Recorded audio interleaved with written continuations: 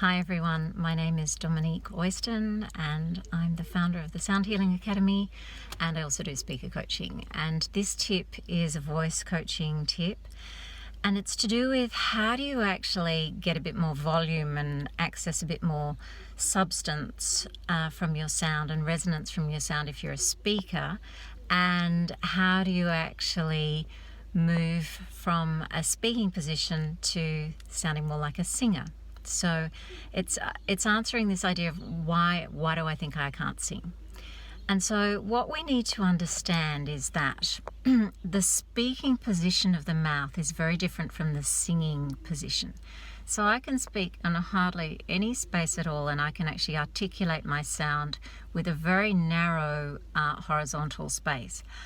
But this is what happens if you sing like that. So I don't know if I can actually sing anything because I can't get anything out of the space. My night is on, and you're like, you can't sing like that in a small space. You have to open the space. My night is on. If I speak like this, it's ridiculous because it's so open and so big. Nobody speaks like that. So the spaces for speaking and singing are really different.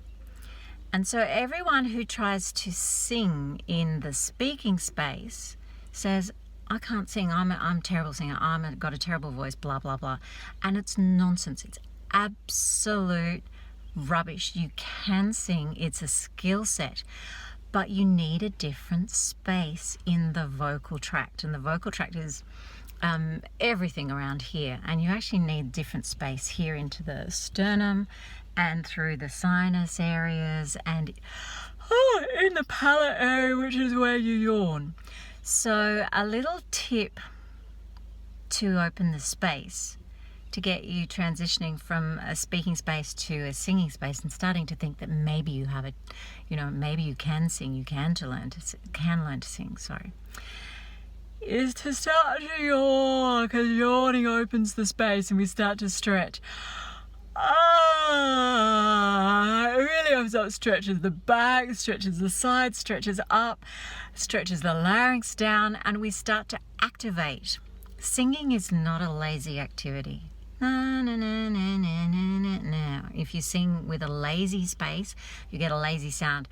The sound has to be kind of filling an open, energetic, vital space. So yawning is a great way to actually transition you from the speaking space where you can actually chat away here quite happily in a very small sound. But you can't sing like that. I don't know where I can get up there. If I open up. So yeah, have a play with that. Use the yawn to get you there, because singing is essentially based on noise and making noises that we turn into pretty sounds. So that's the first half of the tip. And the second half of the tip is that if your voice is actually really small and lacking in volume and lacking in resonance, then it may be that you actually need to add some of this singing space to it, because space doesn't come, volume doesn't come from pushing the voice. If you just push the voice, you'll just hurt your throat, and that's no good. Volume comes from opening the spaces and giving the vibration more room to resonate, and resonances build on top of each other to actually then create volume.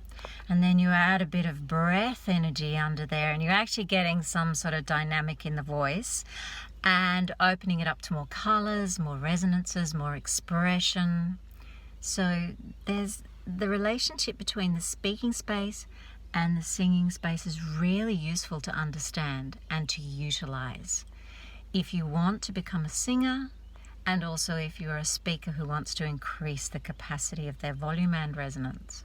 So hope that's helpful for you. Play around with your yawn. The yawn's a really good common ground exercise to start playing with space and experiencing the resonance that comes from that, and you can have a bit of fun with it.